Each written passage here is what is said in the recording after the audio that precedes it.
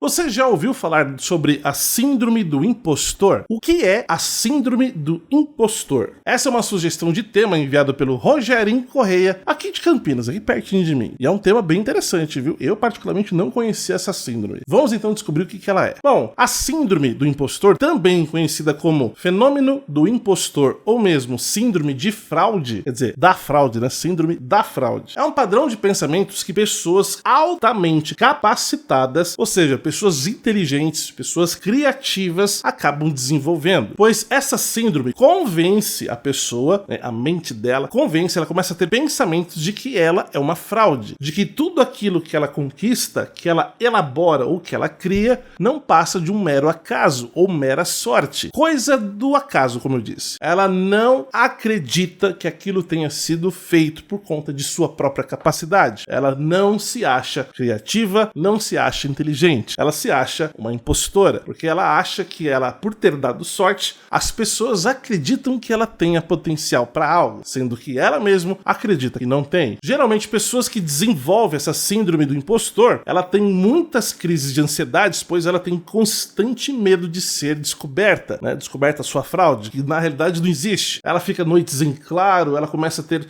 ataques de pânico, muita ansiedade, com medo disso, de algo que talvez ela criou, desenvolveu, mas que na concepção dela foi mera coincidência do acaso, que ela não merece crédito nenhum por isso. E as pessoas ficarem dando crédito, dando valor, dando elogios, né, distribuindo elogios por conta disso, não é merecedor por parte dessa pessoa. Geralmente, por a pessoa ter desenvolvido essa síndrome, ela começa então a desenvolver alguns quadros de perfeccionismo. Exemplo, por ela acreditar que ela não tem talento pra nada e que ela precisa criar algo difícil, talvez, ela começa então a procrastinar, ou seja, ela começa a não querer nem começar determinado trabalho porque ela já tem certeza de que ela não é capaz de concluir ou de realizar ele de maneira, né, com sucesso. Ou seja, ela tem capacidade, ela é uma pessoa criativa, ela é uma pessoa inteligente, ela é uma pessoa qualificada. Isso claramente desenvolvido em seu corpo, no seu aprendizado durante a vida. Mas o cérebro desenvolve então esse pensamento de que ela não é nada disso, que ela é simplesmente uma impostora que vai ser descoberta a qualquer hora do dia, por qualquer pessoa. A pessoa, como deve ser ruim viver assim, não deve ser fácil não. Você sabe qual que é a diferença entre tender e presunto? Né? Geralmente no final do ano vem de tender, né? Aquele negocinho. Qual que é a diferença então pro presunto dele? Essa pergunta foi enviada pelo perfil Central Mix Futebol. Vamos descobrir então a diferença. Bom, primeiramente precisamos salientar que os dois são provenientes da carne do porco.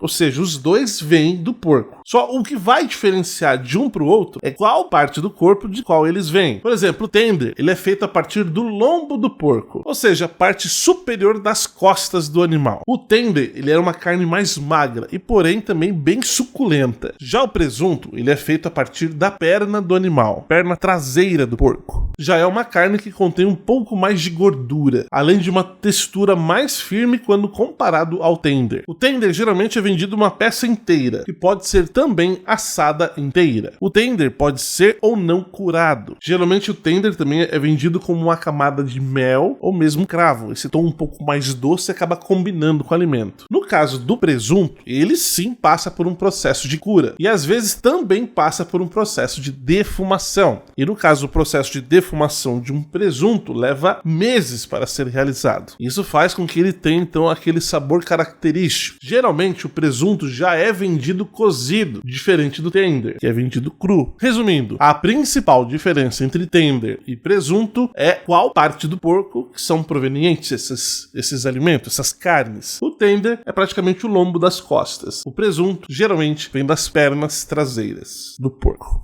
Adriano, afinal de contas, quem inventou a sinuca? Ou aquele jogo de mesa que tem as bolas conhecido como snook? Onde veio isso? E do que são feitas essas bolas? É interessante que essas bolas não quebram nem a pau. Vamos descobrir. Inclusive, quem mandou essa pergunta foi o Ivan Santos. Vamos entender a história da sinuca. Bom, a sinuca, como nós conhecemos hoje em dia, ela veio de 1875. Ou seja, muito tempo atrás. E ela foi meio que inventada através de um rapaz bem jovem que já era tenente do exército britânico. E sabe onde ele estava? Ele estava lá na Índia. Estava lá trabalhando lá pro exército britânico. O nome desse tenente é Neville Chamberlain. Por que ele inventou esse jogo? Porque na realidade já existia jogos de mesa realizados com tacos e bolas. Só que ele buscava uma nova forma de entretenimento para os seus parceiros de batalha, para seus colegas, seus compatriotas de guerra. Ele começou então a realizar experimentos de novas modalidades e então começou a criar uma nova forma de jogar esse tipo de esporte que é considerado hoje. Então ele criou o Snook. Ele aumentou o número de bolas e colocou algumas regras bem diferentes do que já era tradicional até então. Esse jogo ficou tão, digamos assim, bem elaborado lá na Índia, quando ele estava lá, que logo se tornou o preferido de todos os britânicos que estavam na época na Índia. Depois eles levaram isso para a Inglaterra e da Inglaterra foi espalhada para o mundo inteiro. Tá, mas por que ele usou esse nome, Snook? Isso foi usado por conta de uma referência de um termo militar que se referia a novatos ou recrutas. Agora, do que são feitas